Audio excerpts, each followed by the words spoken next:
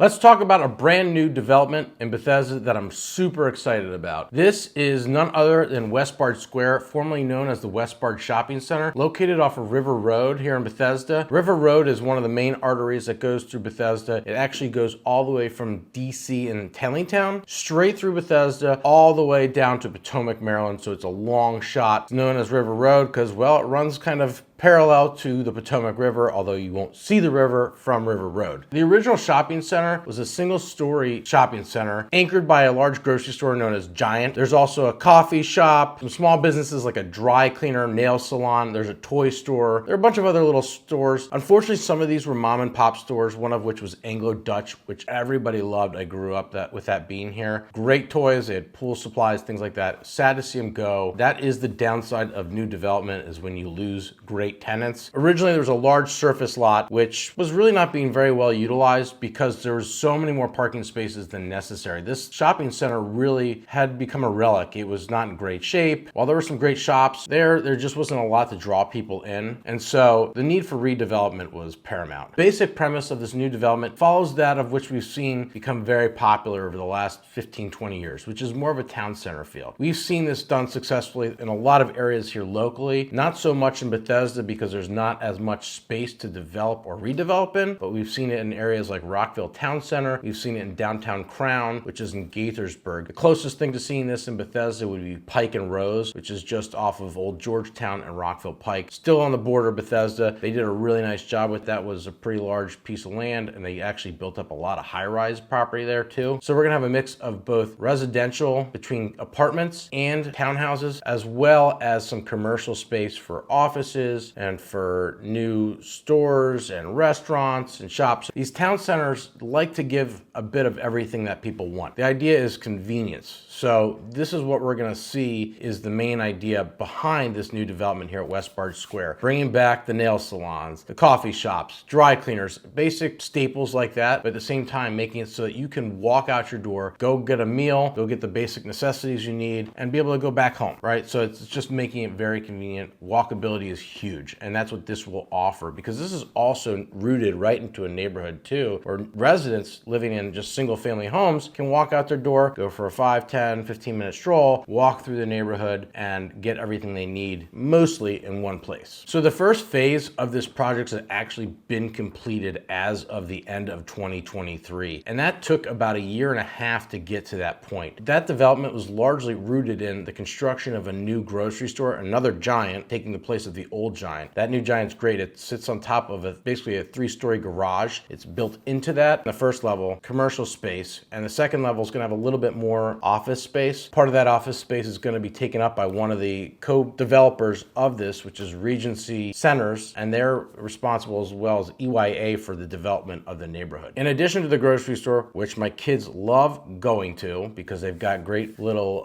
fire engine shopping carts and a great selection of food, there's going to be some new tenants who've already signed on. So one of them is Silver and Sons, which is a great barbecue shop. They have a food truck right now, which comes to our local farmers market. They've got a phenomenal breakfast sandwich, really good, will fill you up. I highly recommend you try it if you're going to the farmers market at Bethesda Elementary on Sundays. They'll be there until their shop opens sometime later this year in 2024. A couple of the other tenants that are currently in place, there is an optometrist, I'm going to totally butcher the name. There's still a lot of spaces that have yet to be developed though, even though they have had leases already signed. There's going to be a new Starbucks coming back, Tate Bakery, which this will be the second Tate in Bethesda. If you haven't tried Tate, it's great. A lot of great baked goods. They've got even prepared sandwiches and things like that. Breakfast meals become very popular here in the DMV area, and they've taken off. Another restaurant that's coming that I'm excited about is Piccoli Piatti. They have another location right now in Bethesda that's in Wildwood. That's a little further on the other side of Bethesda, and they are a great option for fast casual dine-in. They also do takeout too. You can just walk up, place your order, they give you a number, you put it at your table, and they'll bring your food to you. It's really simple, great for just an easy meal. Also coming in is a dentist office, Starbucks, there's Kumon, it's a math and reading learning center, Stretch Lab, and Oak Barrel and Vine, which is kind of a more upscale liquor store. They sell beer, alcohol, liquor.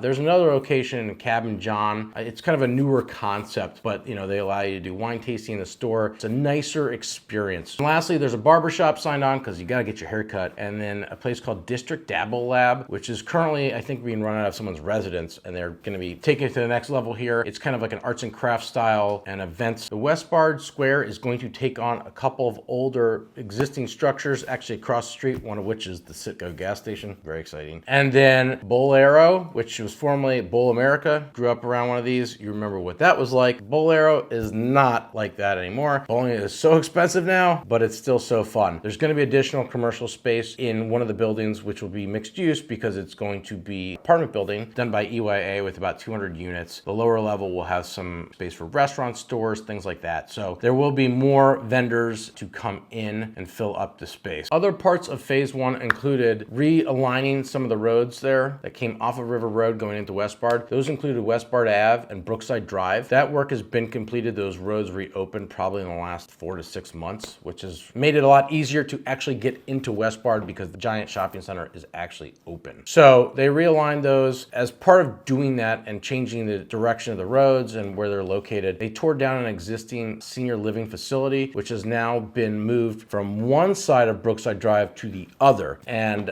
so that senior living facility is projected to open sometime in 2025. That's about 110-ish units, I believe. And so that's a poured concrete building. They're probably 3 stories up now and on track to close on time. And so that is now on the left side if you're coming up from River. Then on the right side is the exciting part, which is what EYA is doing. They are building some brownstones there that they're known for. These are lovely homes with a lot of great amenities and features. So now we get into phase 2 of the project. They have torn down the existing original structure of the shopping center, and now they are working on site prep. Hopefully they should be starting to do some actual construction there soon. On the other side of the street where EYA is building, they've got a trailer there. No models on site yet because they haven't started construction. They have started their first phase of sales, which they've completed. They will be releasing their second set of homes soon. That date has not been released yet. They're going to be building a total of 101 townhomes. Again, these are all brownstone style, not what you think of with brownstones like in New York City, but a more of a modern day take on these, which they are known for. These are going to start at a base price of $1 million,